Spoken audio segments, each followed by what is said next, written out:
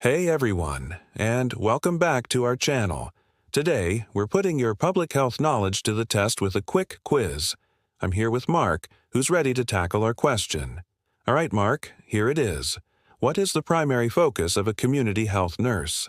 Is it A, treating individual illnesses in a clinic, B, managing hospital administration, C, improving the health of the entire population, or D, conducting advanced surgical procedures?